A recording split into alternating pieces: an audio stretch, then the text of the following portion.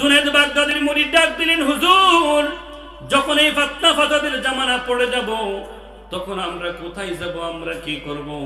জুনায়েদ বাগদাদি রাহমাতুল্লাহ আলাইহি ডাক দিয়ে বলেন, ও আমার ভক্তবিন্দুরা, যখন তোমরা দেখবা নবীজির সমালোচনা করে, সাহাবায়ে কেরামদের সমালোচনা করেন, এমন আলেম হয়ে গেছে ওই আলেম কোরআন নিয়ে আমার নবীর বিরুদ্ধে কথা বলেন, আমার নবীজির সাহাবায়ে কেরামদের বিরুদ্ধে কথা বলেন, হক্কানি আউলিয়া কেরামদের বিরুদ্ধে কথা বলে, ওরে আমার মুরিদেরা, তোমরা যদি ওই জামানায় পেয়ে যাও, ওই সকল উলামায়ে কেরামদের তোমরা মজলিসে যাও না, তাদের সঙ্গে উঠা বসা করিও না।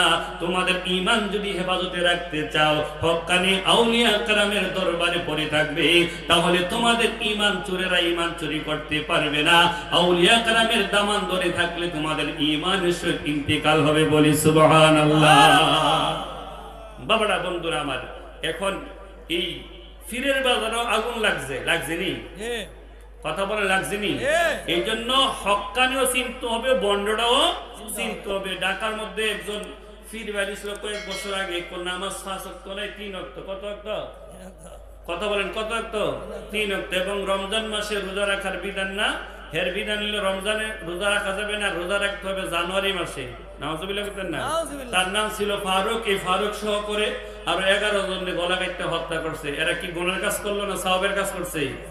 এইরকম বন্ড পীর এই সমাজের মধ্যে, দেশের মধ্যে আছে, কিন্তু আমাদের চিন্তা হবে বাজারে পচা মাছও আছে, ভালো মাছও আছে। এই জন্য কি মাছ কিনে বন্ধ করে দিব?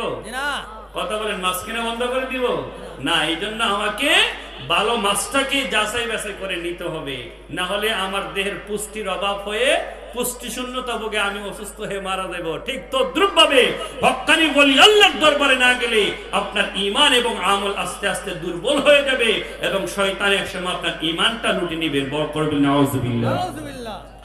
বাবারা, বন্ধুরা আমার, আমি আয়াতে কালিমা তেলাওয়াত করেছি সূরা ইউসুফের মধ্যে 6 নম্বর পারা 13 নম্বর পৃষ্ঠা। এই 13 নম্বর সূরা, 12 নম্বর সূরা, কোরআন শরীফে 114টা সূরা, এর মধ্যে 12 নম্বর সূরা হচ্ছে সূরা ইউসুফ। এই সূরা ইউসুফের 101 নম্বর আয়াতে আল্লাহ রাব্বুল আলামিন বলেন, রব্বি ক্বাদ আতাইতানি মিনাল মুলক ওয়া আল্লামতানি মিন তা'আবুলিল আহাদিস ফাতিরিস সামাওয়াতি ওয়াল আরদ أنت وليي في الدنيا والآخرة توفني مسلما وألحقني بالصالحين। বড় করে বলি সুবহানাল্লাহ। আপনাদের কি এর তরজমাটা হলো, ইউসুফ আলাইহিস সালাম একটা দোয়া করেছিলেন আল্লাহর কাছে। কার কাছে? আল্লাহর কাছে। ইউসুফ আলাইহিস সালামকে দেখছেন আপনারা? না, দেখেন নাই। একজন পয়গম্বর ছিলেন, আল্লাহর মস্ত বড় একজন নবী ছিলেন, মাহবুব বান্দা ছিলেন। ইউসুফ আলাইহিস সালাম আল্লাহর কাছে দোয়া করলেন, আল্লাহ, আমার ভাইয়েরা আমাকে কূপ ফেলাইছে, এগুলো তো জানেন। এই কূপ থেকে আল্লাহ আপনি উঠাইয়া মিশরে আনলেন। মিশরে আমার মা নাই, বাবা নাই, আপনজন কেউ নাই। এই মিশরের মধ্যে আমাকে লালন পালন করালেন আজিজ মিস্ত্রির গড়ে। তারপরে আমাকে মিশরের বাদশাহী দিলেন। সুবহানাল্লাহ বলেন না? সুবহানাল্লাহ। রব্বি, হে আমার রব, ক্বাদ আতাইতানি মিনাল মুলক, নিশ্চয় আপনি আমাকে কূপ থেকে উঠাইয়া এই মিশর বিশাল বড় রাজ্য, এই রাজ্যের অধিপতি মালিক আপনি আমাকে বানায় দিলেন। আল্লাহ, ওয়া আল্লামতানি মিন তা'আবিলিল আহাদিস, এই পৃথিবীর মানুষ কলেজ ইউনিভার্সিটিতে পড়াশোনা করে, তারপরও একটা মানুষ যখন ঘুমিয়ে যায়, ওই ঘুমন্ত মানুষটা স্বপ্নে যা দেখে তার ব্যাখ্যা দিতে পারে না। পারে নাকি বলেন? কথা বলেন, পারে নাকি? আপনি স্বপ্নে দেখলেন, হুজুর শীতের মৌসুম, আমি স্বপ্নে দেখলাম আমার বাড়িতে আগুন লাগছে। কি দেখলাম? হুজুর সব বোনাস, আগামীকাল মিলাদ পড়াই দিব। এই কথা হই না, ঠিক আছে, হতম করে দিব, তোমার মনের সামনে বিপদ আছে। আসলে এই স্বপ্নের ব্যাখ্যা হলো, হুজুর আপনি ভুল বলেছেন। যদি কোনো মানুষ শীতের মৌসুমে স্বপ্ন দেখে গড়ের মধ্যে আগুন লাগছে, তাহলে এই ব্যাখ্যা হচ্ছে তার কল্যাণ হবে, তার মঙ্গল হবে। কারণ শীত এমনি কষ্ট, আগুন হচ্ছে শীতের মধ্যে শান্তিদায়ক, আরামদায়ক। এই জন্য আল্লামা ইবনে সিরিন রাহমাতুল্লাহ আলাইহি বলেন, যদি কেউ শীতের মৌসুমে গড়ে আগুন লাগতে দেখে তাহলে অবশ্যই তার অল্প কিছুদিনের মধ্যে বিভিন্ন রকমের নিয়ামত এবং মঙ্গলজনক তার কাছে আসবে, বলি সুবহানাল্লাহ। আর যদি গরমকালে আগুন দেখে, এমনিতে গরম হতিকর, যদি স্বপ্নে গরমকালে আগুন দেখে তাহলে তার দুর্গতি আছে, বিপদ আছে। তাহলে স্বপ্ন তো দুটোই দেখলো, কি দেখলো? আগুন। কিন্তু দুটোটার ব্যাখ্যা কি এক? বন্ধুরা, আমার এক ব্যক্তি বিয়ে করেছে, অনেক বছর হয়ে গেল, তার সন্তানাদি হয় না। অতঃপর গিয়া তিনি রাতের বেলা ঘুমান করে স্বপ্ন দেখলেন। কি দেখলেন? আশ্চর্য! কোরআন শরীফের মধ্যে তার সন্তান হয়েছে এবং এই সন্তান কোরআন শরীফে প্রস্তাব করে দিছে। কি বলবেন আপনারা? নাউজুবিল্লাহ বলতেন না? আসলে জিনিসটা অন্যরকম। ইবনে সিরিন রাহমাতুল্লাহর কাছে গেছে, হুজুর আমি স্বপ্ন দেখলাম, আমার তো ছেলে মেয়ে নাই, কিন্তু আমি স্বপ্নে দেখলাম আমার একটা সন্তান হয়েছে, সন্তান কোরআন শরীফের মধ্যে প্রস্তাব করে দিছে। ওই আল্লামা ইবনে সিরিন রাহমাতুল্লাহ আলাইহি মুস্কি হাসে দিয়ে বলে, ওরে আল্লাহর বান্দা, তোমার তকদির ভালো, তোমার তকদির ভালো, তোমার ঘরে এখনো সন্তান হয় নাই, তুমি ধৈর্য হারাইছো না, আল্লাহর কাছে শুকরিয়া আদায় করে দোয়া করেছো, অচিরেই তোমার গর্ভে একটা ছেলে সন্তান হবে, আর এই সন্তানটা নেককার হবে এবং কোরআনের হাকিকতে কোরআনে হাফেজ হবে, বলি সুবহানাল্লাহ। এই জ্ঞান কি পৃথিবীর মানুষের আছে? ইউসুফ আলাইহিস সালাম বলেন, আল্লাহ ওয়াল্লামতানি মিন তাআবিলিল আহাদিস, আরে রব্বুল আলামিন, আমাকে মিশরের বাদশাহী দেওয়ার পরে মানুষ ঘুমার ঘরে যে স্বপ্ন দেখে তার ব্যাখ্যা করার ইলম তুমি আমাকে দিয়েছো। সুবহানাল্লাহ বলতেন না? এখন আবার আল্লাহ প্রশংসা করতেছে, ফাতিরিস সামাওয়াতি ওয়াল আরদ, আল্লাহ তুমি আসমান এবং জমিনের স্রষ্টাকে। আল্লাহ কথা বলেন না কে? আল্লাহ। এরপরে আবার বলে, আনতা ওয়ালিয়্যি ফিদ দুনিয়া ওয়াল আখিরাহ, আল্লাহ এই পৃথিবীতে আমার অভিভাবক হিসাবে একমাত্র আপনি আমার অভিভাবক, আপনি আমার গার্জিয়ান এই পৃথিবীর মধ্যে, এবং পরকালে আপনি আমার গার্জিয়ান, আমার অভিভাবক আর কেউ নেই, আমি আপনাকে আমার অভিভাবক মেনে নিয়েছি, বলি সুবহানাল্লাহ। এতক্ষণ কার প্রশংসা করছে? কথা বলেন কার? আল্লাহ। এখন ইউসুফ আলাইহিস সালাম কো, আল্লাহ এতক্ষণ তো প্রশংসা করছি। আল্লাহ কইতেছে, ইউসুফ রে তুই যে প্রশংসা করছো আমি তো জানি, আমি তো বান্দার মনের খবরও জানি, তুই জানি প্রশংসা করতেছ, আমি বুঝতে পারছি তুই আমার কাছে কিছু চাইবি। সুবহানাল্লাহ কইতেন না? সুবহানাল্লাহ। সন্তান দেখবেন বাপের কাছে কিছু চাইলে, আব্বা তো গত মাসে এটা কিনে দিছিল, গত এইটা দিছিল, এই দিছিল, এই দিছিল, আব্বা এই কি দিবেন? বাপের মনটা খুশি না বেজার? কথা বলেন, খুশি না বেজার? ইউসুফ আলাইহিস সালাম আল্লাহর প্রশংসা করলেন। এখন ইউসুফ আলাইহিস সালাম বলেন, আল্লাহ তোমার কাছে আমি একটা জিনিস চাইবো, আমাকে দিবেন? আল্লাহ বলে, ইউসুফ কি তুমি চাও? ইউসুফ আলাইহিস সালাম বলেন, আল্লাহ এই পৃথিবী থাকার জায়গা না, ঠিক কিনা বলে?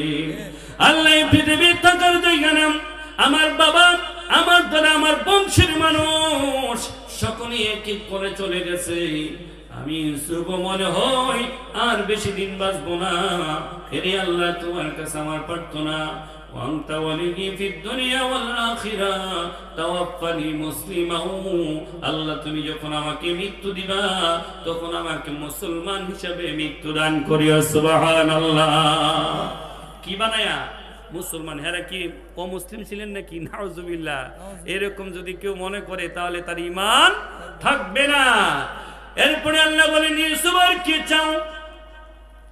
ইউসুফ আলাইহিস সালাম বলেন, আল্লাহ আমার সর্বশেষ চাওয়া হলো ওয়া আলহিকনি বিস-সালিহিন, মাবুদ রে আমি আমার বাবার কাছে বেশি দিন থাকতে পারি নাই, অল্প বয়সে আমার ভাইরা আমাকে বাবার কাছ থেকে বলবো যে নিয়ে আসছে, আল্লাহ তোমার কাছে ফরিয়াদ, আমি ইউসুফের নামটা আমার বাবা আমার দাদা এরকম করে আদম আলাইহিস সালাম তারা যে নেককার বান্দা ছিলেন তাদের নামের সাথে আমি ইউসুফের নামটা লেখা দাও, বলে সুবহানাল্লাহ।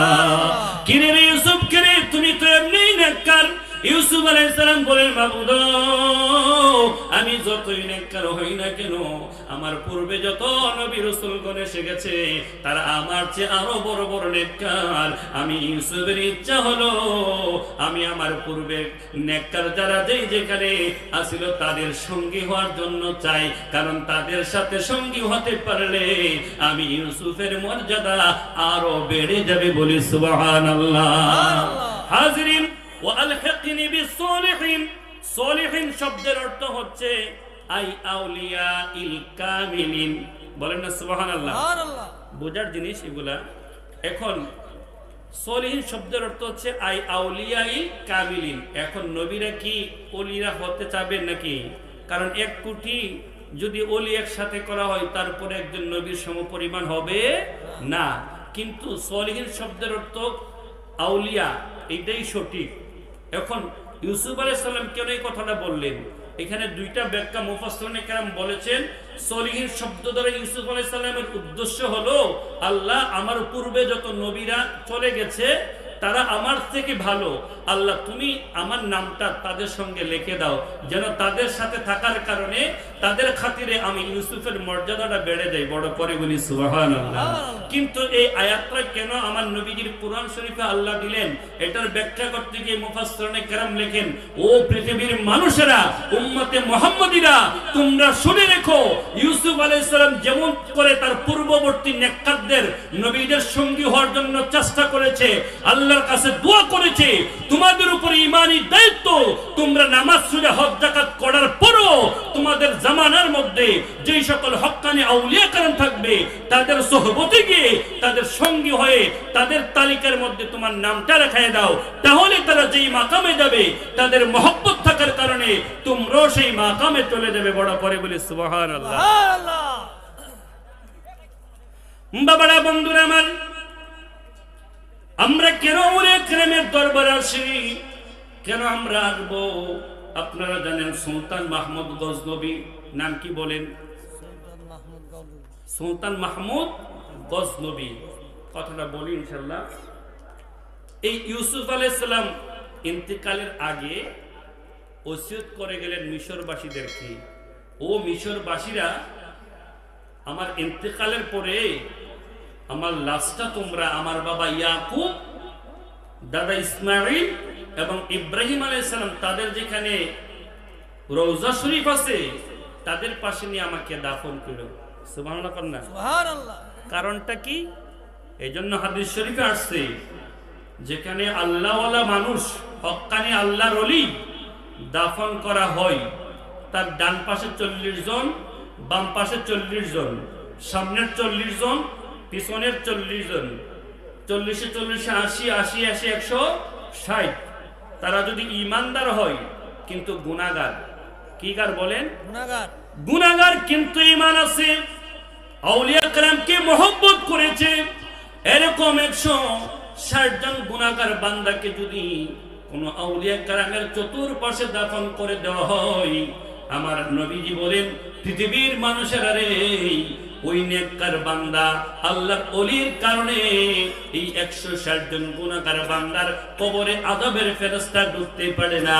এই আল্লাহর ওলির খাতিরে চারদিকে 160 জন গুনাহগারকে আল্লাহ রহমত নাজিল করে দেন। বড় করে বলি সুবহানাল্লাহ। আউলিয়া کرامের দরবারে কেন আসি? এই জন্যই তো আমরা আসি। বন্ধুরা আমার, ইউসুফ আলাইহিস সালাম ওসিয়ত করে গেলেন, হে মিশরবাসীরা, আমার ইন্তেকালের পরে আমাকে তোমরা তোমাদের এই দেশে রাখো না, কারণ আমি এই দেশের বাসিন্দা না, আমি অনেক দূর দেশ থেকে এখানে এসেছিলাম। আমার ইন্তেকালের পরে আমার লাশটা তোমরা আমার বাবা ইয়াকুব, ইসমাঈল, ইব্রাহিম আলাইহিস সালাম তাদের যেখানে মাজার আছে ওই মাজারে তোমরা আমাকে দাফন করিও। ইউসুফ কেন রে? ইউসুফ আলাইহিস সালামের ইচ্ছা হলো তাদের সঙ্গে যদি তাকে দাফন করা হয়, আল্লাহ রাব্বুল আলামিন ইব্রাহিম ইসমাঈলকে যে মর্যাদা দিয়েছেন ইউসুফ আলাইহিস সালামকেও ওই মর্যাদা দান করবেন। বড় করে বলে সুবহানাল্লাহ। বন্ধুরা মান, বলতেছিলাম সুলতান মাহমুদ গজনবী উনি একজন পীরের মুরিদ ছিলেন। সুবহানাল্লাহ বলেন না? উনি একজন ধার্মিক মানুষ ছিলেন, সুলতান মানে কি? বাদশাহ। সুলতান মানে কি? বাদশাহ। এই ইরাকের গজম একটা শহর, ওই এলাকার বাদশাহ ছিলেন সুলতান মাহমুদ।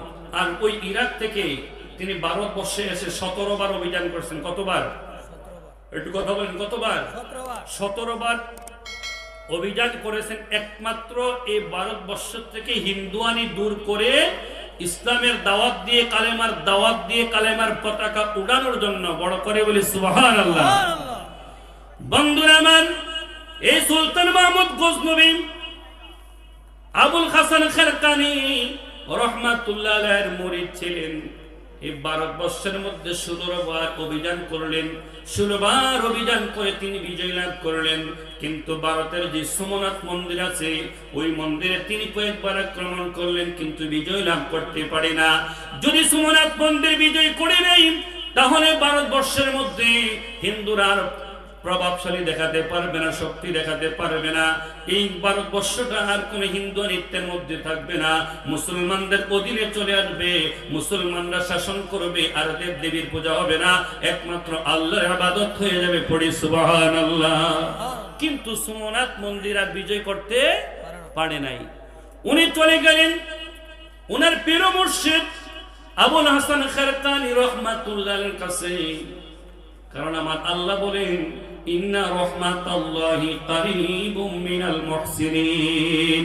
হে পৃথিবীর মানুষেরা, তোমরা যদি পৃথিবীর জমিনে রহমত পেতে চাও, আমি আল্লাহর নেককার পরহেজগার বান্দা আমার বন্ধু যারা আছে তাদের কাছে চলে যাও, তাহলে তোমাদের উপরে আমার আল্লাহর রহমত পড়ে যাবে। তাদের খাতিরে বলি সুবহানাল্লাহ। কথাই কথা এসে যাই, এখন সারা বিশ্বে করোনা মহামারী আসেনি। ইমাম বুখারী রহমাতুল্লাহি আলাইহি কোরআন শরীফের যে কিতাবটার সবচেয়ে বেশি মূল্য, এটা হচ্ছে সহিহুল বুখারী। যিনি ইমাম বুখারী ইসমাইল ইবনে বুখারী রহমাতুল্লাহ আলাইহি লিখেছিলেন। এই ইমাম বুখারী রহমাতুল্লাহ আলাইহি ইরাকের বুখারা নগরে ওনাকে দাফন করা হয়েছে। ওনার ইন্তিকালের অনেক বছর পরে ইরাকের মধ্যে একটা খরা দেখা দিল। এমনি তো মরুভূমি, 2 বছর যাবত কোনো বৃষ্টি নাই। তৎকালীন জামানার বাদশা পাগল হয়ে গেলেন, কি করবেন? আকাশ থেকে বৃষ্টি নাই, এমন অবস্থায় গাছপালাগুলা মারা যাচ্ছে, পশু পাখিগুলা না খেয়ে শুকিয়ে যাচ্ছে। কি করবেন? তিনি পেরেশানি হয়ে যান। ইস্তিসকার নামাজ পড়েন, মসজিদে গিয়ে আল্লাহ বিল্লাহ করেন, কোনো বৃষ্টি হয় না। বন্ধুরা আমার, একজন আল্লাহর ওলি দরবেশ মানুষ, চুলগুলা এলোমেলো অবস্থায় রাস্তা দিয়ে হেঁটে যাচ্ছে। এমন সময় ওই ইরাকের বাদশার সঙ্গে তার দেখা। বাদশা, আপনার চেহারাটা কেন মলিন হয়ে আছে? আপনার নুরানির চেহারা কেন মলিন হয়ে আছে? আপনাকে চিন্তিত দেখা যায়, কারণটাকে জানতে চাই। বাদশা ডাক দিয়ে বলে, দরবেশ সাহেব, আপনি কি জানবেন? জানলে আর কি হবে? না বলেন, একটু জানি। দরবেশ সাহেবকে বলতে লাগলেন। ওই বাদশা চোখের পানি ছেড়ে দিয়ে বলেন, আজকে 2টা বছর আকাশ থেকে কোনো বৃষ্টি নাই। বৃষ্টি না হওয়ার কারণে গাছপালাগুলা মরে যাচ্ছে, জমিতে কোনো ফসল হয় না, পশু পাখিগুলা মারা যাচ্ছে। আমাদেরও এরকম দুর্বল অবস্থায় এসে গেছি। এরে আল্লাহর ওলি, যদি আর 1 বছর 6 মাস বৃষ্টি না হয়, আমার মনে হয় এই এলাকার মধ্যে কোনো প্রাণী বেঁচে থাকবে না। কারণ না খেয়ে মানুষ বাঁচতে পারে, কিন্তু পানি না পান করে মানুষ বাঁচতে পারে না। ঠিক কিনা বলে? বন্ধুরা আমার, এমন সময় ওই দরবেশ আল্লাহর ওলি ডাক দিয়ে বলেন, এই বাদশা, আপনি কি আল্লাহর কাছে দোয়া করেন না? বাদশা বলে, অনেকবার ইস্তিসকার নামাজ পড়েছি, মসজিদে গিয়ে দোয়া করেছি, কোনো কবুল হয় না। এমন সময় বাদশারে ওই আল্লাহর ওলি ডাক দিয়ে বলে, এ বাদশা, আকাশ থেকে যদি বৃষ্টি নামাইতে চাও, আমি একটা পরামর্শ দিব। ওই পরামর্শ শুনে যদি তুমি কাজ করতে পারো, তাহলে আকাশ থেকে অল্প সময়ের মধ্যে আমার আল্লাহ রহমতের বৃষ্টি দিবেন। বড় করে বলি সুবহানাল্লাহ। বাদশার মনটা একটু খুশি, বলে, হুজুর, যদি এমনটা হয় বলেন না, কি করব? হুজুর ডাক দিয়ে বলেন, আল্লাহর ওলি ডাক দিয়ে বলে, বাদশা, আগামীকাল সকল রাজ্যের মধ্যে সরকারি ছুটি ঘোষণা করে দাও, আর সকলকে নিয়ে তোমরা ইমাম বুখারী রাহমাতুল্লাহ আলাইহির মাজার শরীফে চলে যাও। ইমাম বুখারী রাহমাতুল্লাহ আলাইহির মাজার জিয়ারত করে আমার আল্লাহ সুবহানাহু ওয়া তাআলার দরবারে বলবে, মাবুদ হে রব্বুল আলামিন, ইমাম বুখারী যদি তোমার নেককার বান্দা হয়ে থাকে, তার দরবারে আসলাম, এই ইমাম বুখারীর খাতিরে আল্লাহ তুমি আকাশ থেকে আমাদেরকে বৃষ্টি দান করে, বলি সুবহানাল্লাহ। কয়ে দিলেন আপনি এরকম কাজ করেন। বাদশাহ চিন্তা করলেন, মসজিদে গিয়ে দোয়া করলাম, ইস্তেসকার নামাজ করলাম, দোয়া কবুল হইল না, ইমাম বুখারীর দরবারে গিয়ে দোয়া করলে দোয়া কবুল হবে। তারপরও তিনি ঘুমিয়ে গেলেন। বিকালে ঘুমে যাওয়ার পরে তিনি স্বপ্ন দেখতে পেলেন, হাই হাই, যেই কথা বলছে আল্লাহর ওলি এইটাই তো। এই বাদশাহ, তুমি যদি রহমত পাইতে চাও, মসজিদ আল্লাহর ঘর ঠিক আছে, বিভিন্ন জায়গাতে নামাজ পড়ছো ঠিক আছে, কিন্তু আমি আল্লাহ এই ইরাকের বুখারা নগরের মানুষগুলা আগে যেইভাবে আল্লাহর ওলিদেরকে ভালোবাসতো, তাদের ভালোবাসাটা কমে গেছে। নাউজুবিল্লাহ কইতেন না? নাউজুবিল্লাহ। আল্লাহ বলে, বাদশা রে, আমি আল্লাহ মসজিদে দোয়া করলেও দেই, মাদ্রাসাতে দোয়া করলেও দেই, ঘরে দোয়া করলেও দেই, কিন্তু এই জমিনের বান্দাগুলা আমি আল্লাহর ওলির দুশমনে পরিণত হয়ে গেছে। এই জন্য আমি আল্লাহ আকাশ থেকে রহমত দেওয়া বন্ধ করে দিয়েছি। যা যা তোদের ইমানি পরীক্ষা, যদি তোরা ইমাম বুখারীর কবর মাজার শরীফ জিয়ারত করে তার ওসিলা দিয়ে আমি আল্লাহর কাছে দোয়া করোস, আমি আল্লাহ ইমাম বুখারীর খাতিরে বৃষ্টি দেব, বলি সুবহানাল্লাহ। এই স্বপ্ন দেখার পরে তার ভুল ভাঙছেনি? কথা বলেন, ভাঙছেনি? উনি এলান করে দিলেন, আগামীকাল রাজ্যের সকল প্রতিষ্ঠান বন্ধ আর সকলকে বাধ্যতামূলক ইমাম বুখারী রাহমাতুল্লাহ আলাইহির মাজার শরীফ জিয়ারত করার জন্য যাইতে হবে, বলি না সুবহানাল্লাহ। সকলেই চলে গেল আগামীকাল ইমাম বুখারী রাহমাতুল্লাহ আলাইহির মাজার শরীফ জিয়ারত করার জন্য। মাজার শরীফ জিয়ারত করে চোখের পানি ছেড়ে দিয়ে আল্লাহর কাছে বলি, আল্লাহ, আমরা পাপী মানুষ, কিন্তু ইমাম বুখারী, যে ইমাম বুখারী নবীজির হাদিসগুলো লিখেছেন, প্রত্যেকটা হাদিস লিখতে গিয়ে ওযু গোসল করে 2 রাকাত নামাজ পড়ে মুরাকাবা করে আমার নবীজির কাছ থেকে ইশারা ইঙ্গিত পাওয়ার পরে হাদিসটা লিখেছেন। ওই ইমাম বুখারী তোমার মাকবুল বান্দা, আল্লাহ তার উসিলা তুমি আকাশ থেকে আমাদেরকে রহমতের বৃষ্টি দাও। এরকম করে করে আল্লাহর ওলি ইমাম বুখারী রাহমাতুল্লাহ আলাইহির উসিলা দিয়ে দোয়া করার সঙ্গে সঙ্গে কিতাব প্রমাণ করে তারা বাড়িতে আসতে পারে নাই। রৌদ্রোজ্জ্বল আবহাওয়া দূর হয়ে গিয়ে আকাশ মেঘাচ্ছন্ন হয়ে আল্লাহ রাব্বুল আলামিনের আকাশ থেকে বাড়ি দ্বারা রহমতের বৃষ্টি পড়তে লাগলো। বড় করে বলি সুবহানাল্লাহ। ওই ওলি আল্লাহ আমরা চাই কি চাই না? কথা বলেন, চাই কি চাই না? কেউ বুঝিতে পারে না রে বলি আল্লাহর খেলা, আরে পীর মুর্শিদের খেলা, আরে জোর করিয়া বুঝতে গেলে তার ঘটে মরণ বেলা। কেউ বুঝতে পারে না রে বলি আল্লাহর খেলা, আরে পীর মুর্শিদের খেলা। আল্লাহুম্মা সাল্লি আলা সাইয়্যিদিনা মাওলানা মুহাম্মদ ওয়া আলা আলি সাইয়্যিদিনা মাওলানা মুহাম্মদ। বাবারা, বন্ধুরা আমার, সুলতান মাহমুদ গজনবী চলে গেলেন তার পীর মুর্শিদ আবুল হাসান খারকানির কাছে। হুজুর, এই ভারতবর্ষের মধ্যে আমি 16 বার আক্রমণ করেছি, 16 বারে আমি বিজয় লাভ করেছি, এবং 16 বারে আমি হাজার হাজার হিন্দুদেরকে আমার নবীজির কালেমা লা ইলাহা ইল্লাল্লাহ মুহাম্মাদুর রাসূলুল্লাহ সাল্লাল্লাহু আলাইহি ওয়াসাল্লাম এই কালেমা পড়ায়া তাদেরকে মুসলমান বানাইছি। হুজুর, আরেকটা জায়গা আছে সোমনাথ মন্দির, এই মন্দিরটা যদি বিজয় করতে পারি আর ভারতবর্ষে কোনো হিন্দুত্ববাদ থাকবে না, আপনি আমাকে একটু দোয়া করেন। এমন সময় আবুল হাসান খারকানি রাহমাতুল্লাহ আলাইহি ডাক দিয়ে বলে, সুলতান মাহমুদ গজনবী, আরে সুলতান মাহমুদ গজনবী, যাও এই গড়ের ভিতরে দেখবা আবুল হাসান খারকানি আমার একটা সিরাজ জামা আছে, আমার সিরা একটা জামা আছে, ওই জামাটা নিয়ে যাও। আর তুমি যদি কোনো মুসিবতে পড়ে যাও, এই সিরা জামাটা হাতে নিয়া আমার আল্লাহর কাছে দোয়া করবে, মাবুদ এই সিরা জামাটা যে ব্যক্তি পড়েছে তার যদি কোনো তোমার কাছে দাম থাকে, মূল্য থাকে, এই সিরা জামাটার যদি কোনো মূল্য থাকে, এই সিরা জামার বরকতে আমাকে মুসিবত থেকে উদ্ধার করে দাও। পড়ে সুবহানাল্লাহ।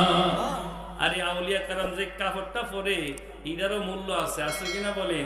কারণ আপনি আমি কাপড় পিন্দা গুনার কাজ করি, আর আউলিয়া কারাম এই কাপড় পিন্দা আল্লাহর সাথে প্রেমের খেলা খেলে, আল্লাহর ইবাদত করে, আল্লাহর পরিচয় লাভ করে। এই কাপড় পিন্দা তারা কোনো গুনার কাজ করে না। বড় করে বলে সুবহানাল্লাহ। উনি সিরা জামাটা নিয়ে আসছেন, ভারতবর্ষে অভিযান করলেন। একদিন, দুদিন, 3 দিন, তার মনে নাই তার সাথে যে তার পীর মুর্শিদের সিরা একটা জামা আছে। কিন্তু সকলের মন ভাঙ্গা, সৈন্যরা দেখা যাচ্ছে যে আগামীকাল যুদ্ধ পরিচালনা করবে, মনে হয় তারা পরাজিত হয়ে যাবে। রাতের বেলা ঘুমের ঘরে চলে গেলেন। এমন সময় সুলতান মাহমুদ গজনবী স্বপ্নে দেখলেন, তার পীর মুর্শিদ বলতে লাগলেন, সুলতান তুমি কেন ভয় করো? তোমার কাছে তো আমার একটা সিরা জামা আছে, তুমি ওঠো ওঠো, ওইটা 2 রাকাত তাহাজ্জুদের নামাজ পড়ে সিরা জামাটা হাতে নিয়ে আল্লাহর কাছে দোয়া করো এবং আগামীকাল যুদ্ধের ময়দানে চলে যাও। অবশ্যই ইনশাআল্লাহ তুমি যুদ্ধ জয়লাভ করবে। পড়ি সুবহানাল্লাহ। একটু চিন্তার বিষয়, আবুল হাসান খেরকানি হচ্ছে ইরাকে, আর উনি হচ্ছে ভারতবর্ষে। আল্লাহর ওলিদেরকে আল্লাহ ওই ক্ষমতা দেন। বড় করে বলি না সুবহানাল্লাহ। আপনার আমার ফিলিয়ে করে লাভ নাই, কারণ আল্লাহ ক্ষমতা দিলে আমার ফিলিয়ে করে লাভ আছে? আর ক্ষমতা কি এমনি আসে নাকি? নামাজ ছেড়ে দিয়ে বেপরদা চলে, সুদ ঘুষ খায়া না, তাদের জীবনটা হচ্ছে ভিন্ন রকম একটা জীবন। তারা যেভাবে জীবন কাটায়, আল্লাহু আকবার, আলোচনা শুনলে বুঝবেন হাজিরিন। তো যে কথা বলতেছিলাম, যেই মাত্র এই কথা স্বপ্নে তিনি দেখলেন, সুলতান মাহমুদ গজনবী লাফ দিয়ে উঠে গেলেন। উঠে তিনি ওযু করে 2 রাকাত নামাজ পড়লেন, তাহাজ্জুদের নামাজ আদায় করেন। এই আবুল হাসান খেরকানি রাহমাতুল্লাহ আলাইহির সিরা জামাটা হাতে নিয়ে আল্লাহ তাআলার কাছে দোয়া করলেন, মালিক আমি আবুল হাসান খেরকানি রাহমাতুল্লাহ আলাইহির মুরিদ, তিনি আমার পীর, আল্লাহ তার সিরা জামাটা আমার হাতে রে। এর মালিক যদি আবুল হাসান খেরকানি, তার কোনো মূল্য তোমার কাছে থাকে, তার কোনো ইজ্জত তোমার কাছে থাকে, এই সিরা জামাটার যদি কোনো ইজ্জত তোমার কাছে থাকে, তাহলে আল্লাহ এই সিরা জামার বরকতে আগামীকাল তুমি আমাকে ভারতের সোমনাথ মন্দিরটা বিজয় করে দিও। বলে সুবহানাল্লাহ। উচ্চারণ বলে আল্লাহু আকবার। তিনি দোয়া করলেন, দোয়া করে ঘুমিয়ে গেলেন। ঘুম থেকে ওঠার পরে সব সৈন্যরা দৌড়ে আসতেছেন সুলতান মাহমুদ গজনবীর কাছে, হুজুর আজকে তো একটা স্বপ্ন দেখছি। কি? আপনার পীর মুর্শিদকে স্বপ্ন দেখছি। আপনার পীর মুর্শিদ বলতেছে, সৈন্যরা বই পিও না, আগামীকাল যুদ্ধে লাফাইয়ে পড়ো, ইনশাআল্লাহ তোমাদের বিজয় হবে। সুবহানাল্লাহ পাইতেন না? বাবাডা বন্ধুরা আমার, সুলতান মাহমুদ গজনবী ডাক দিয়ে বলে, ওরে আমার সৈন্যরা, তোমরা যা স্বপ্নে দেখছো তা সত্যি স্বপ্নে দেখেছ, আর আমিও আমার পীর মুর্শিদকে স্বপ্নে দেখেছি। আসার পথে যেই সিরা জামাটা দিয়েছিল, এই সিরা জামা নিয়ে দোয়া করেছে। সকালবেলা তারা এই সোমনাথ মন্দিরের মধ্যে তারা অভিযান পরিচালনা করে। অল্প ঘন্টা অনেকের ভিতরে ওই সোমনাথ মন্দিরে যে হিন্দু সৈন্যরা ছিল, তাদেরকে কচুকাটা করে সোমনাথ মন্দির বিজয় লাভ করে নেই। বড় করে বলি সুবহানাল্লাহ। আউলিয়া কারামের পোশাকের বরকতে সুবহানাল্লাহ বলতেন না? আবার কি সিরা জামা, কি জামা? সিরা জামা। হাজরিন, সুলতান মাহমুদ গজনবী খুশি হয়ে গেলেন এই ভারতবর্ষের সোমনাথ মন্দির জয়লাভ করে। এরপরে তিনি চলে যাবেন বাড়িতে। রাস্তার মধ্যে গিয়ে বলে, না, বাড়িতে গেলে বেঈমানি হবে। যে পীর মুর্শিদের সিরা জামার বরকতে আমি সোমনাথ মন্দির জয় করছি, আমি গিয়ে আমার পীর মুর্শিদের খবরটা জানাই আসি। সুবহানাল্লাহ বলতেন না? চলে গেলেন আবুল হাসান খেরকানি রাহমাতুল্লাহ আলাইহির দরবারে। যাওয়ার পরে বলতেছে, হুজুর খুশির সংবাদ আপনার এই সিরাজ আমার বরকতে আমি ভারতের সোমনাথ মন্দির জয়লাভ করেছি। বাবারা বন্ধুরা এই কথাটা বলতে দেরি আবুল হাসান খেরকানি রহমাতুল্লাহ আলাইহি তার চেহারাটা মলিন হয়ে গেল। আল্লাহু আকবার, চেহারাটা মলিন হয়ে গেল। অথচ উচিত ছিল যেন উনি খুশি হয়, কিন্তু উনি খুশি না হয়ে চেহারাটা মলিন হয়ে গেল। সুলতান মাহমুদ গজনবী বলেন, হুজুর আমি বিজয়ের সংবাদ এনে আপনাকে দিলাম, আর বিজয় আমার কোনো অবদান নাই, একমাত্র আপনার সিরাজ আমার অবদান। আপনি কেন মনটা খারাপ করে দিলেন? এমন সময় আবুল হাসান খেরকানি রাহমাতুল্লাহ আলাইহি চোখের পানি ছেড়ে দিয়ে বলে, রে সুলতান মাহমুদ গজনবী, দিনের পর দিন রাতের পর রাত চোখের পানি আল্লাহর মহব্বতের ইশকের মহব্বতের আগুন দেয়া ইশকের পানি দিয়া সিরাজ জামাটা আমি কত বিরাইছি, চোখের পানি এটার মধ্যে লেগে আছে, আর তুই এই সিরাজ জামার বিনিময়ে সামান্য একটু ভারতের সোমনাথ মন্দির চাইলি রে, তুই তো আসলে চিনতে পারলি না। আল্লাহর কসম করে বলেন, এই সুলতান মাহমুদ গজনবী, তুই যদি তোর পীর মুর্শিদের এই সিরাজ জামাটা আল্লাহর কাছে তুই যদি দইরা এই সিরাজ জামার উসিলা দিয়ে যদি গোটা বিশ্বকে বিজয় করার জন্য আল্লাহর কাছে দোয়া করতে, আমার আল্লাহ তাআলা এই সিরাজ জামার বরকতে তার মাসরিক থেকে মাগরিব সীমা থেকে জনব এই পৃথিবীর গোটা রাজত্ব দান করে দিত। এই পোশাকের বরকতে আওয়াজ করে বলি সুবহানাল্লাহ। আদম দিয়া কুদরতুল্লাহ, আদম দিয়া কুদরতুল্লাহ, এই পেতে প্রকাশ হয়। কোরআন হাদিসে খুলে দেখো, আদম তো সামান্য নয়। কোরআন হাদিসে খুলে দেখো, আদম তো সামান্য নয়। আদম চিনা না হইলে চিনবা খুদা কোন কৌশলে, আদম চিনা না হইলে চিনবা খুদা কোন কৌশলে। মূল মহাজন আদম তোনে, মূল মহাজন আদম তোনে, মুর্শিদি দইরা চিনতে হই। কোরআন হাদিসে খুলে দেখো, আদম তো সামান্য নয়। বাবারা বন্ধুরা আমার, ইমাম এই হযরত আবুল হাসান খেরকানি রহমাতুল্লাহ আলাইহি ডাক দি বলি, ওরে সুলতান মাহমুদ গজনবী, তুই এই জামাটাকে অল্প দামে বিক্রি করে দিলি। সুবহানাল্লাহ কইতেন না? এই জামাটার এত অল্প সস্তা না, এই জামার মধ্যে আমার আল্লাহর মহব্বতের পানি লেগে আছে, এটার দাম বিশাল দাম। এইটাকে হাতে নিয়ে যদি গোটা পৃথিবী রাজত্ব করার জন্য আল্লাহর কাছে দরখাস্ত করতি, আল্লাহ রাব্বুল আলামিন এই কাপড়ের খাতিরে তো রাজত্বটা দান করে দিতে। বলি সুবহানাল্লাহ। আউলিয়া কেরামের জামার বরকত আসেনি? হাজিরিন, মনে আছেন ইউসুফ আলাইহিস সালাম ওসিয়ত করলেন যে আমাকে ইন্তিকালের পরে তোমরা আমার বাবা ইয়াকুব ইব্রাহিম ইসমাইলের কাছে দাফন করবে। আল্লাহর কুদরত বোঝা যায় না, দিন যায় রাত যায়, এমন একটা সময় চলে এসেছে এই পৃথিবীর মায়া ছেড়ে ইউসুফ আলাইহিস সালাম চলে গেলেন। এই পৃথিবী যেমনই আছে তেমনই পড়ে রবে,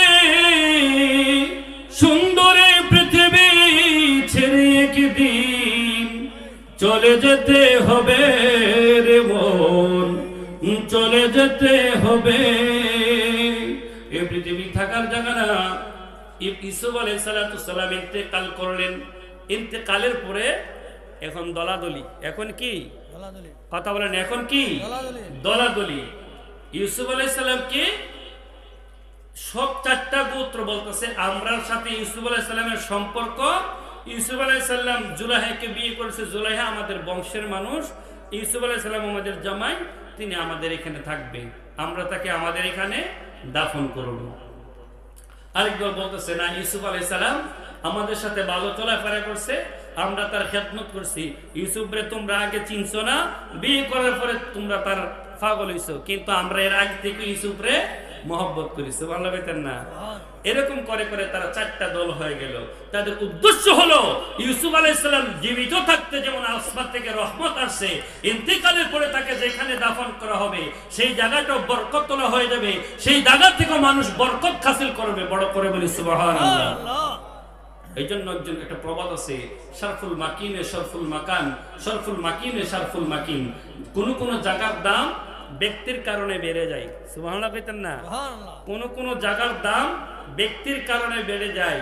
যে ব্যক্তিরা আপনারা এই গ্রামের মূল্য হযরত হুজুর শাহ রাহমাতুল্লাহ আলাইহির শোয়ার কারণে অন্যান্য গ্রামের তুলনায় এটার মর্যাদা আল্লাহ বাড়ায় দিয়েছেন, বলি সুবহানাল্লাহ। আবার কোন কোন জায়গার কারণে ব্যক্তির মর্যাদা বেড়ে যায়। যেমন আজকে আপনারা যে আউলিয়া কারামের দরবারে আসছেন, আপনাদের মর্যাদা কমবে না বাড়বে? কথা বলেন, কমবে না বাড়বে? ইনশাআল্লাহ একটু শুনে যাব, বেশি সময় আপনাদের কি কষ্ট দিব না। ইউসুফ আলাইহিস সালাম ওসিয়ত করে গেলেন, আর তারা ভাগাভাগি হয়ে গেল যে না আমরা ইউসুফকে রাখবো। তারা বলে আমরা ইউসুফকে রাখবো। পরে সকলে তারা মিটিং করলো, মিটিং করে বলল ইউসুফকে এমন এক জায়গার মধ্যে দাফন করা হবে যেই জায়গা থেকে সকলেই বরকত নিতে পারবে।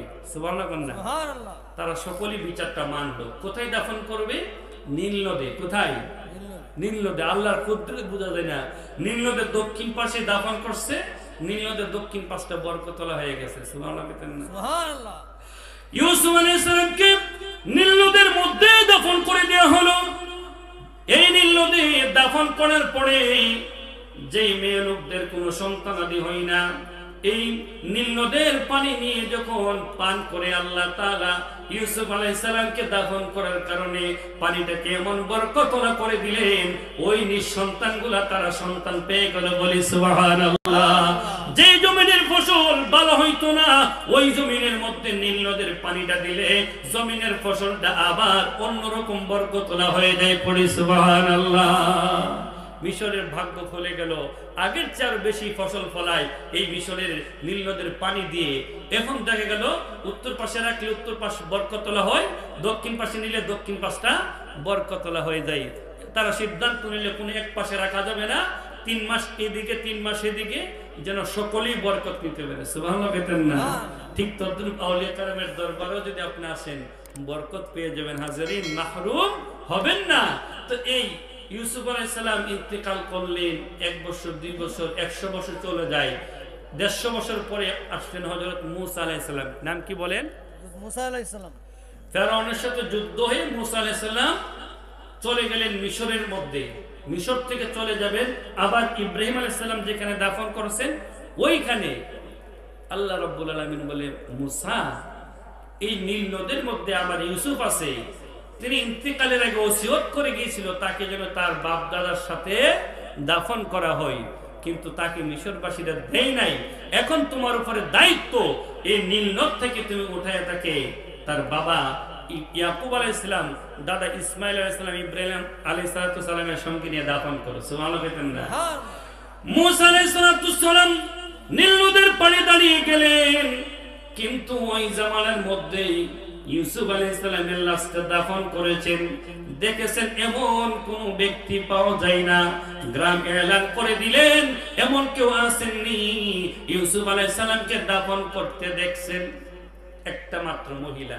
নাম কি? একটা মহিলা, বৃদ্ধ মানুষ, লাঠি বর করে করে উনি নীল নদের পাড়াইছে। আয়াকো মূসা, আমি দেখছি। মূসা আলাইহিস সালাম বলেন, মা আপনি যদি দেখে থাকেন আমাকে একটু দেখা দেন, আমি ইউসুফের লাশটা নিয়ে আমি চলে যাই, আর দেরি করব না। এমন সময় মহিলাটা ডাক দিয়ে বলেন, হে মূসা, আমি এত বেকুব না, যদি তুমি ইউসুফের লাশটা নিতে চাও আমি দেখায়া দিব। শর্ত 2টা। কটা শর্ত? 2টা। কথা কন না, কয়টা শর্ত? 2টা। 2টা শর্ত। বলে কি?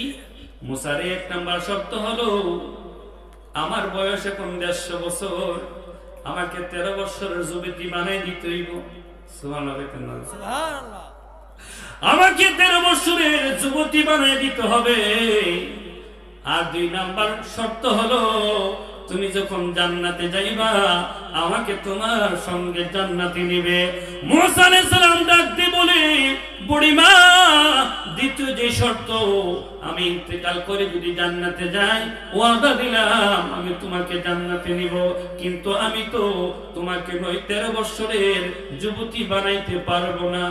ওই মহিলাটা ডাক দিয়ে বলে, মুসা তাহলে আমিও বলতে পারবো না, আমাকে ছেড়ে দাও, আমি চলে যাই আমার বাড়িতে। সুবহানাল্লাহ বলেন না? এমন সময় মুসা আলাইহিস সালাম আল্লাহর কাছে বলে, আল্লাহ কি করব? আল্লাহ বলে, মুসা রে, তোর আল্লাহ তো কোন ফায়াকুনের মধ্যে সবই পারে, তুই কিসের করবি? করবি তো আমি আল্লাহই করব। তুই বলে দে মহিলা রে, এ মহিলা যাও যাও, আমি আল্লাহর কাছে দোয়া করব, দোয়া করলে তোমাকে আল্লাহ 13 বছরের মহিলা বানায় দিবে, তারপরও তুমি আমাকে লাশটা দেখায় দাও। মহিলা বড় চালাক, বলে মুসা বাকি কাম ফাঁকি, আমি বাকি দিয়ে বিশ্বাসী না, নগদ করো, আমাকে আগে 13 বছরের যুবতী বানিয়ে দাও, তাহলে আমি লাশটা দেখাই দিব। বন্ধুরা নদীর পাড়ে দাঁড়াইয়া মুসা আলাইহিস সালাম আল্লাহর কাছে দোয়া করে, মাবুদ হে রব্বুল আলামিন, আমি তোমার নবী মুসা দোয়া করলাম, তুমি বুড়া মহিলাটাকে 13 বছরের যুবতী বানিয়ে দাও। সুবহানাল্লাহ। দোয়া করতে দেরি আল্লাহ রাব্বুল আলামিন ওই নবীর দোয়াটা কবুল করে বুড়ি মহিলাকে 13 বছরের মেয়ে বানায় দিলেন। সুবহানাল্লাহ। এখন মুসা আলাইহিস সালাম প্রশ্ন করলেন, এই মেয়ে তুমি কেন বৃদ্ধ থেকে 13 বছরের মেয়ে হইলা, জানতে চাই। এই মহিলাটা চোখের পানি ছেড়ে দিয়ে বলে, আল্লাহর নবী মুসা, আমাকে আল্লাহ যে হায়াত দিয়েছিল, আমি আমার চেষ্টা দিয়ে আমি আল্লাহর ইবাদত করেছি, তারপর আমি আল্লাহর মারিফত হাসিল করতে পারি না রে মুসা। আমি শুধু দুনিয়ার দাড়ি করার জন্য, দুনিয়াতে বেঁচে থাকার জন্য আমি যুবতী হই নাই। আমি যুবতী হওয়ার পিছনে একটাই কারণ, আমি যেন আবার আমার যৌবন বয়স থেকে বৃদ্ধ পর্যন্ত আমি যেন আমার আল্লাহর প্রেমে, আল্লাহর ইবাদতে আমি যেন সময়টা কাটাইয়া আমি আল্লাহর বান্দি থেকে আমি আল্লাহর বন্ধু, আল্লাহর ওলি হইতে পারি, এই জন্য আমি আবার যুবতী হয়েছি। বড় করে বলি সুবহানাল্লাহ। উচ্চারণ দিয়ে বলি আল্লাহু আকবার। মুসা আলাইহিস সালাম বলেন, তাহলে একটু দেখাই দাও। মহিলা মুস্কি মুস্কি হাসে, মুসা যে জায়গা দাঁড়াইছ একটু হাঁটু পানিতে নামো, নাইমা বাসটা হাত দিলেই কফিনটা তুমি পেয়ে যাবে। সুবহানাল্লাহ বলতেন না? আরে বুড়ি মহিলা আগে ইশারা দিলে তো আর এই কাহিনী হয় না। সুবহানাল্লাহ না? বন্ধুরা মান, ওই মহিলা দেখাই দিলেন, এরে মুসা এখানে ইউসুফ আলাইহিস সালামকে দাফন করা হয়েছে কফিনের মধ্যে। কফিনটা হাত দিয়ে উঠালেন। বন্ধুরা আমার, একদল মানুষ, একদল আলেম বলে আমার নূর নবীজি হায়াতুন নবী, জিন্দা নবী, ওই নবী নাকি রওজা শরীফে নাই, তার শরীরটা নাকি শরীর মোবারক নাকি মরে গলে পচে এবং মাটির সাথে মিশে গেছে, আর ওই মাটিটা ওইখান থেকে উঠায় অন্য জায়গায় নিয়ে ফেলাই দিলে ওই মদিনার মানুষগুলো শরীর থেকে বাস্ত আওয়াজ করে বলি নাউযুবিল্লাহ। আমি বলবো যে ভাই তুমি এই কথাটা বলেছো, এইটা নবীদের সঙ্গে গুস্তাখি হয়েছে, বেয়াদবি হয়েছে। আর কোন নবীর সঙ্গে যদি যাররা পরিমাণ বেয়াদবি করা হয় এবং আমার সব নবীর জুই নবীর সঙ্গে যাররা পরিমাণ বেয়াদবি করা হয়, তোমার কাছে ইলম থাকতে পারে মাগার ঈমান থাকবে না। কারণ একমাত্র আমার নবী হচ্ছে ঈমান নবী, কেমন আমানা বিহি ওয়া কুল্লু সিফাতিহি ফাহুয়া মুমিন। যে ব্যক্তি আমার নবীকে আল্লাহ রাব্বুল আলামিন যতগুলা গুণাবলী দিয়েছে ওই গুণাবলীগুলা স্বীকৃতি দিয়ে মানবে, তাহলে সে ঈমানদার হবে। একটা গুণ যদি অস্বীকার করে তাহলে ঈমানদার হতে পারবে না। বড় করে বলি সুবহানাল্লাহ। নবীর চরণেতে সারা জীবন আমি থাকব, নবীর চরণেতে সারা জীবন আমি থাকব। ভালোবেসে নূর নবীকে, ভালোবেসে নূর নবীকে হৃদয় মাঝে বড়ে রাখবো, নবীর চরণেতে সারা জীবন আমি থাকবো। হাজরিন, মুসা আলাইহিস সালাম ইউসুফ আলাইহিস সালামের কফিনটা খুললেন, খোলার পরে দেখা গেল যেই পোশাকে তাকে দাফন করা হয়েছিল নীল নদীর নিচে, একটা কাপড়ের মধ্যে কোনো স্পট লাগে নাই, যেমন ছিল আগের মতোই এমনই আছে। বড় করে বলি সুবহানাল্লাহ। যদি আমার নবী ইউসুফ আলাইহিস সালাম এই কবরে শত শত বছর পরে যেমন আছে এমন থাকতে পারে, লাউলা কালামা খালাকুল আফলাক, লাউলা কালামা খালাকুল জান্নাতা ওয়ান নারা ওয়াল আরদা ওয়াস সামা ওয়া কুল্লা শাই।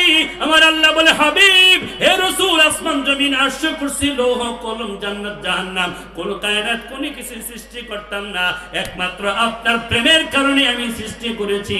আর ওই নবী হলেন সমস্ত নবীদের মাতার মুকুট। ওই নবী নাকি ময়রা ফচ্চা কইলা গেছে, নাউযুবিল্লাহ বলি, আওয়াজ করে বলি নাউযুবিল্লাহ। আহলে সুন্নাত ওয়াল জামাতের আকীদা, নবীগণ হায়াতুন নবী, কবর শরীফে তারা জিন্দা। কবর শরীফে রওজা শরীফে যেইভাবে জিন্দা রাখার দরকার সেইভাবেই তারা আছে। বড় করে বলি সুবহানাল্লাহ। এটা হচ্ছে আকীদা। এই জন্য আমার রাসূল বলেন যে তোমাদের আমলগুলা আমাকে দেখানো হয়, হামিদুল্লাহ যখন আমি রাআ খাইরা হামিদুল্লাহ, যখন তোমাদের ভালো কর্ম দেখি আমি আল্লাহর প্রশংসা করি, আর যখন আমি তোমাদের গুনাহগুলো দেখি ফা বাকাইতু, আমি আল্লাহর দরবারে কেঁদে কেঁদে চোখের পানি ছেড়ে তোমাদের গুনাহ ক্ষমা চাই। বড় করে বলি সুবহানাল্লাহ। আর ওই নবীকে আমাদের এরকম কিছু কিছু মাওলানারা এরকম জঘন্য কথা বলে, বড় করে বলি নাউযুবিল্লাহ। বলতেছিলাম ইউসুফ আলাইহিস সালামকে উঠায় নিয়া ইয়াকুব আলাইহিস সালাম, ইব্রাহিম আলাইহিস সালাম, ইসমাঈল আলাইহিস সালামের সাথে দাফন করে দিলেন। কেন? ইউসুফ আলাইহিস সালামের ওসিয়ত ছিল তাদের সঙ্গে যদি দাফন করা হয় তাদের খাতিরে আমি ইউসুফের মর্যাদাটা বেড়ে দেবে। বড় করে বলি সুবহানাল্লাহ। ঠিক তদ্রূপভাবে হুজুর শাহ রাহমাতুল্লাহর সাথে যারা সুসম্পর্ক রাখবে আল্লাহ তাআলা তাদের দুনিয়াতে এবং পরকালে আল্লাহ ইজ্জত বাড়ায় দিবেন। বড় করে বলি সুবহানাল্লাহ। ওই সুলতান মাহমুদ গজনবী উনার প্রিয় মুর্শিদ আবুল হাসান খারকানী রাহমাতুল্লাহ আলাইহি ইন্তেকাল করলেন। ইন্তেকালের পরে তার মাজার শরীফ হয়ে গেল। একজন তার মহিলা ভক্ত ছিল, ওই মহিলা আবুল হাসান খারকানী রাহমাতুল্লাহ আলাইহির মাজার শরীফ জাও দিয়া পরিষ্কার করতেন, পরিষ্কার পরিচ্ছন্ন করে রাখতেন। একদিন সুলতান মাহমুদ গজনবী তার প্রিয় মুর্শিদ আবুল হাসান খারকানীর মাজার শরীফ জিয়ারত করতে গেলেন। গভীর মনোযোগ, এই কথাটা বলি ইনশাআল্লাহ শেষ করে দিব। মাজার শরীফ জিয়ারত করতে গিয়ে দেখে ওই তার পীর বোন মাজার শরীফ জানু দিতেছে। এমন সময় তিনি চোখের পানি ছেড়ে দিয়া কান্দে, মুর্শিদের বিচ্ছেদে কান্দে, মুর্শিদের প্রেমে কান্দে, মুর্শিদের বিরহে কাঁদতে কাঁদতে চোখের পানি দিয়ে বুক বাসায় নাই। আর যেই মহিলাটা জানু দিচ্ছে দুলাবালি গুলা উঠতেছে, এই দুলাবালি গুলা তিনি হাতের মধ্যে মাখলেন, মাইকা মুখের মধ্যে লাগাইলেন এবং বুকের মধ্যে লাগাইলেন। আর আল্লাহর কাছে কাইন্দা কাইন্দা বলে, মাবুদ ও রব্বুল আমিন, আমি গুনাহগার পাপী মানুষ। এই মাজারে যিনি শুয়ে আছে তোমার প্রিয় বন্ধু আবুল হাসান খারকানী, এই আবুল হাসান খারকানীর দরবারের দোলা মালিক মাটিগুলা, যে আবুল হাসান খারকানী মাটিগুলার উপর দিয়ে হাইটা হাইটা গেছে এবং তাকে এখানে দাফন করেছে, তার মাটিগুলা আমার শরীরে মাইকা দিলাম। মাবুদ আমার কোনো নেক আমল নাই, তোমার কাছে যদি এই আবুল হাসান খারকানীর কোনো মূল্য থাকে তাহলে এই দুলাবাড়ির খাতিরে তুমি আমাকে মাফ করে দিও। বলে সুবহানাল্লাহ। বন্ধুরা আমার, আল্লাহর কুদরত বুঝে নাই না। কিছুদিন পর সুলতান মাহমুদ গজনবী তিনি ইন্তেকাল করলেন। ইন্তেকালের কিছুদিন পর তার পীর বোন যে মাজার শরীফ জারু দিছে, ওই পীর বোন তিনি স্বপ্নে দেখলেন সুলতান মাহমুদ গজনবী জান্নাতের মধ্যে বিচরণ করতেছে। সুবহানাল্লাহ। বন্ধুরা আমার, এমন সময় ওই মহিলাটা ডাক দিয়ে বলেন, সুলতান মাহমুদ গজনবী জানতে চায় তুমি কোন আমলের কারণে জান্নাতি হয়ে গেছো। সুলতান মাহমুদ গজনবী ডাক দিয়ে বলে, এরে আমার পীর বোন, আমি সুলতান মাহমুদ গজনবীর কোনো কিছুই আমল নাই, যে আমলই করেছে ওইটা দিয়ে জান্নাতে আসতে পারি নাই। পরিশেষে আমাকে যখন ফেরেশতারা জাহান্নামে নিয়ে যায়, এমন সময় আমি আমার আল্লাহকে বললাম, মাবুদ আমার শরীরে তো আমি আমার পীর মুর্শিদ আবুল হাসান খারকানির দরবারের ধুলাবালি গুলামি মাখছিলাম। ওই আবুল হাসান খারকানির যদি তোমার কোনো মূল্য থাকে, তোমার কাছে দাম থাকে, তার বেইজ্জতি না কইরা ওই আবুল হাসান খারকানির কদমের ধুলাবালি গুলা আমার শরীরে আছে, ওই ধুলাবালির বরকতে আল্লাহ তুমি আমাকে ক্ষমা করে দাও। যেই মাত্র এই কথা বলেছি, আল্লাহ তাআলা এলান করে দিলেন, ফেরেশতারা রে, তারে আর জাহান্নামে নিস না, সে আমার মাহবুব বান্দা, আমার বন্ধু আবুল হাসান খারকানির গোলামি করেছে, তার কথা মতে চলেছে, তারপর আমল ত্রুটি হয়ে গেছে। যা যা যা, আবুল হাসান খারকানি আমার বন্ধু, এই বন্ধুকে সে ভালোবেসেছে, তার দরবারে মাটিগুলা তার শরীরে মাখছে মাপ পাওয়ার জন্য। আমি আল্লাহ এই দুলাবালির খাতিরে আমি তাকে ক্ষমা করে জান্নাতে দিয়ে দিলাম। বড় করে বলি সুবহানাল্লাহ। তুই আমার জীবন রে মুর্শিদ, তুই আমার জীবন, তুই আমার জীবন রে মুর্শিদ, তুই আমার জীবন। তোমারে না দেখলে আমার গড়ে রই না মন রে, তুই আমার জীবন রে হুজুর শাহ, তুই আমার জীবন, তুই আমার জীবন রে মুর্শিদ, তুই আমার জীবন।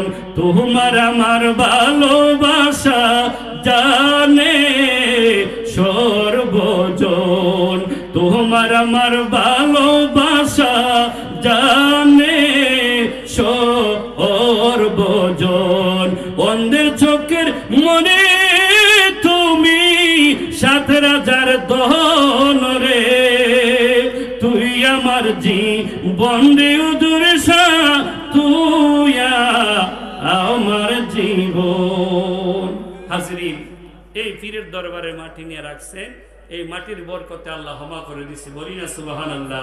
আমার দৃঢ় বিশ্বাস, এই বারাই গ্রামবাসী যদি হুজুর শাহ রহমাতুল্লাহর সাথে বেয়াদবি না করে, আদব রক্ষা করে, মাদর শরীফ জিয়ারত করে, এটার দেখাশোনা করে এবং এই তরিকা মেনে, ওই মিয়া নামাজ ছাড়া কেউ লইতারছে না। যদি পীরের কাছে মুরিদ হয় আর যদি বলি নামাজ লাগবে না, তাহলে সে কি ১ নাম্বার মুরিদ না বাটপার মুরিদ? কথা বলেন, কি মুরিদ? বাটপার মুরিদ, ঠিক কিনা বলেন? যদি পীরের কাছে মুরিদ হইলাম, বেফারদা চললাম, সুদ খেলাম, ঘুষ খেলাম, ভালো পথে আসতে পারলাম না, এই পীরের দুহাই দিয়ে বাঁচন যাইব? পীরের কাছে মুরিদ হওয়ার অর্থ হইল, হুজুর আমি কোন পথে চললে আমার মাওলাকে পাবো? আমি তো কোরআন পড়তে জানি না, পড়লেও বুঝতে জানি না, একটু বুঝাই দেন। হুজুরে বলবে, সুদ নিও না, সুদ দিও না, সুদের সামনে থাকো না, লেখালেখির কাজ আছে না, এইটা তো থাকো না, ঘুষ নিও না, মা বাবার সাথে বেয়াদবি করো না, পুরুষের সাথে খারাপ ব্যবহার করো না। এখন তো আমরা নামাজ আছে, কিন্তু পুরুষের সাথে খারাপ ব্যবহার, মা বাবারে বাদ দে না, ভাইয়ের হক ভাই আদায় করে না, বোনের হক বনে পাইব, এই হক দিতে চায় না। নাউজুবিল্লাহ কইতেন না, নাউজুবিল্লাহ কোনি তার বা নিলে কিয়ামত রাখুন তার এই বাইতাই যাচ্ছে না, নাউজুবিল্লাহ কইতেন না। এই হকটা আল্লাহ নির্ধারণ করে দিছে না।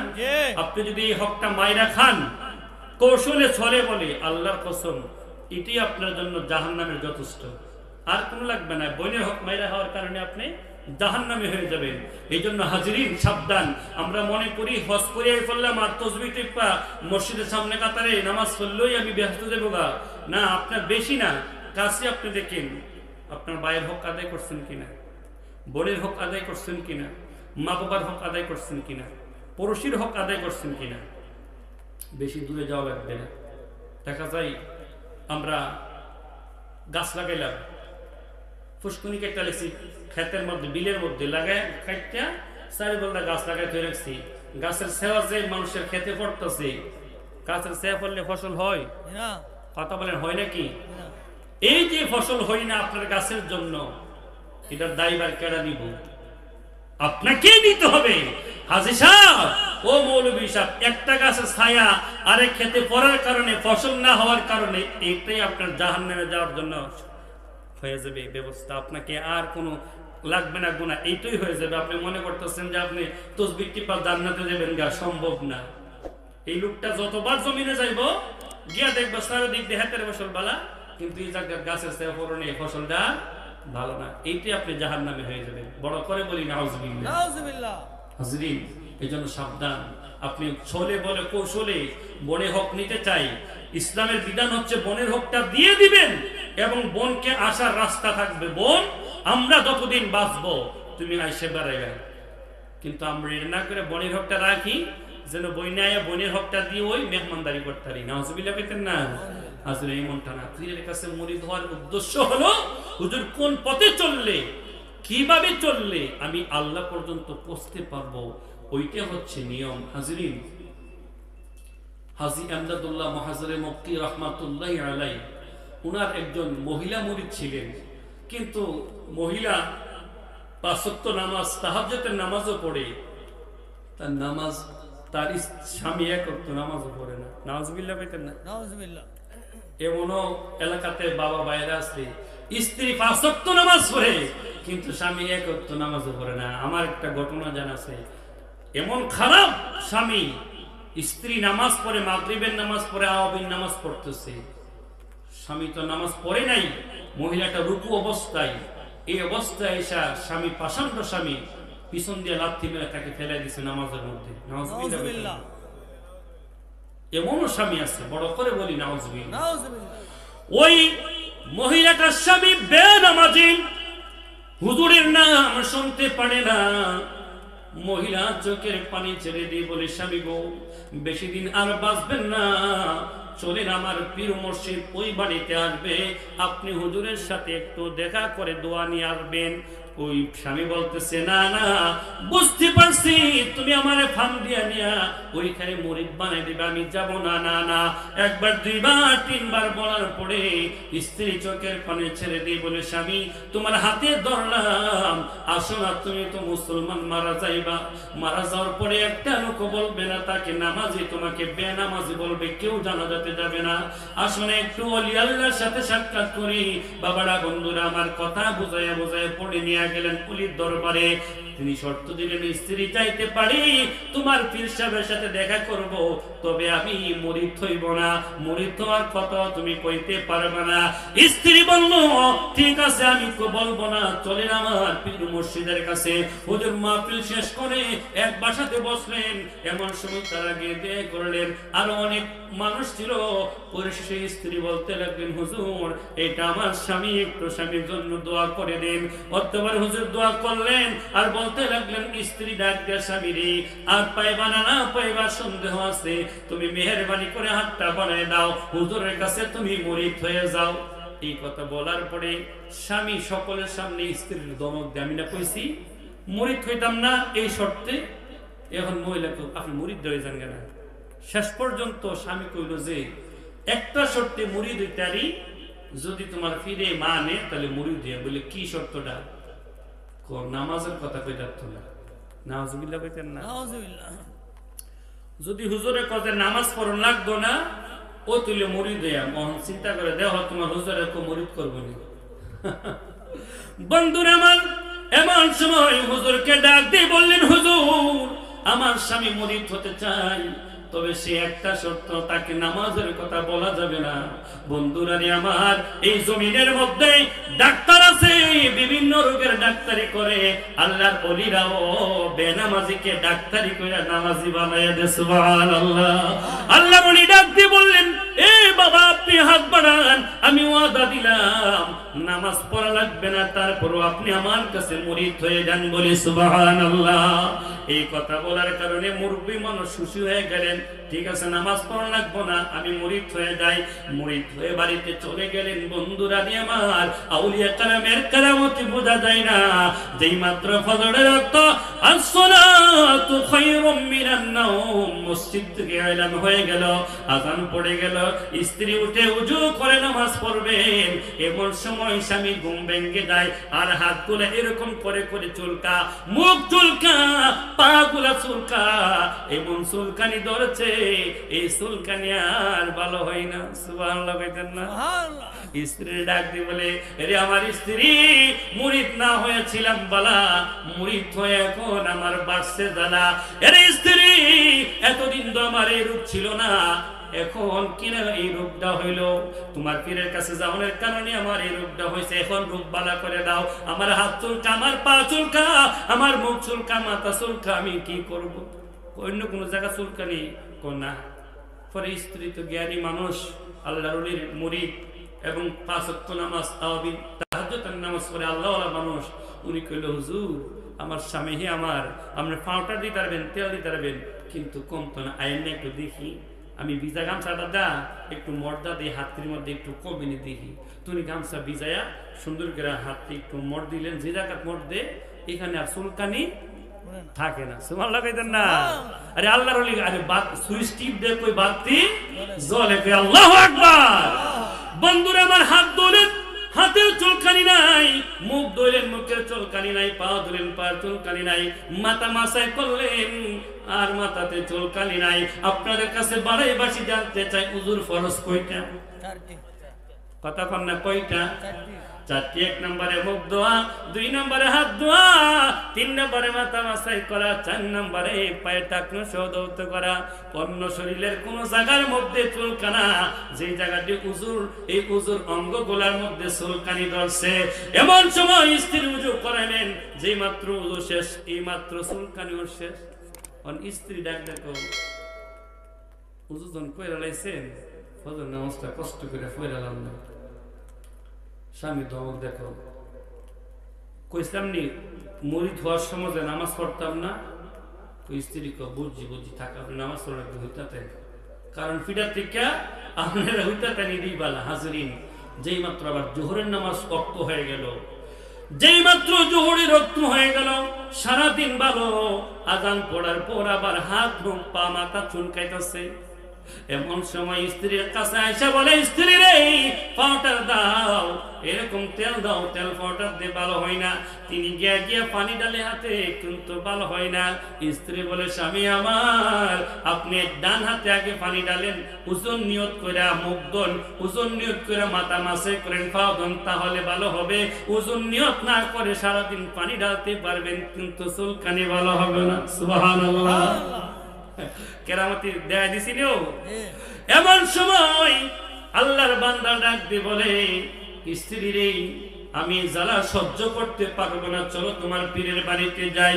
দৌড়ায়া বাড়ি হাজী আমদাদুল্লাহ মুহাজ্জিরে মুফতি রাহমাতুল্লাহর দরবারে গিয়ে বললেন, হুজুর সারাদিন ভালো থাকি, কিন্তু যেই মাত্র আজান পড়ে যায়, এই মাত্র আজান পড়ার সঙ্গে সঙ্গে হাত, মুখ, পা এবং মাথা চুলকানি হয়, আমি এখন কি করব? আল্লাহর ওলি ডাক দিয়ে বলে, এরে আল্লাহর বান্দা, এই পৃথিবী বেশি দিন থাকতে পারবি না, একদিন আজরাইলের হাতে তোরা পড়ে যাবি। পালাইবে কই যাইয়া রে মানুষ, পালাইবে কই যাইয়া, আজরাইলা শিয়া একদিন বান্দিবে কষিয়া রে। জগৎ স্বামীর ঘরে যাইতে হবে রে তোমার, জগৎ স্বামীর ঘরে যাইতে হবে রে। ঠিক কিনা বলেন? আল্লাহর ওলি ডাক দিয়ে বলেন, আল্লাহর বান্দা, আর বেশি দিন বাঁচবেন না, এখনো সময় আছে, তওবা করেন, তওবা করে নামাজের নিয়ত করবেন, ইনশাআল্লাহ আপনার এই চুলকানি থাকবে না। এই কথা বলার পরে বন্ধুরা আমার, বোঝা যায় না আল্লাহর ওলিদের কথার মধ্যে কত তাসির। লোকটা দাঁড়ানো ছিল, চোখের পানি ছেড়ে দিয়া, তার কবরের কথা মনে হয়ে গেল, কেমনে কবরে থাকবো, কে নিয়া হাসরের ময়দানে উঠবো? সারা জীবন তো হেলাই হেলাই কাটিয়ে দিলাম। হুজুর হাতটা বাড়াইয়া দিয়া বলেন, হুজুর গো, আমাকে তওবা করে দিন, তওবা করে দিন, আমি আর বেনামাজি থাকতে চাই না, আমাকে আপনি তওবা করে দেন। আর আল্লাহর কাছে দোয়া করেন, আল্লাহ যেন আমার অতীতের গুনাহগুলো maaf করে দেয়। হাজী আব্দুল্লাহ মুহাজির মক্কি রাহমাতুল্লাহ আলাইহি তওবা করে দিলেন, দোয়া করলেন, চোখের পানি ছেড়ে দিয়ে কাঁদলেন। অতঃপর এখান থেকে বিদায় নিয়ে আইসা, যেই বান্দা কোনোদিন নামাজের কথা শুনতে পারতো না, ওই বান্দা নামাজি হয়ে গেল। এখন আউবিন পড়ে, এরশাদ পড়ে, তাহাজ্জুদ পড়ে, আর চোখের পানি ছেড়ে দিয়া আমার মাওলা পাকের দরবারে কান্নাকাটি বলে পড়ি সুবহানাল্লাহ। এই লোকটা আল্লাহর ওলি হয়ে গেল। আল্লাহর ওলির কাছে গেলে কি আল্লাহ পাওয়া যায়নিও? এই যে বেনামাজি, জন্মের বেনামাজি, আল্লাহ ওয়ালা হইছিনি কার কাছে গিয়া? আল্লাহর ওলির কাছে গিয়া। মসজিদের ইমাম সাহেব কত নামাজের কথা কইছে, আর দমাইছে, হুজুর বেতন বন্ধ করে দেন, বেতন বন্ধ করে দেন, নাউজুবিল্লাহ কইতেন না। কিন্তু আল্লাহর ওলির কাছে গেছে, আল্লাহর ওলি তাওয়াজ্জুহ, দোয়া, বরকত, ফয়জ বরকতে ওই বেনামাজিটা নামাজি হইয়া আল্লাহর ওলি হয়ে গেছে। আমরা আল্লাহর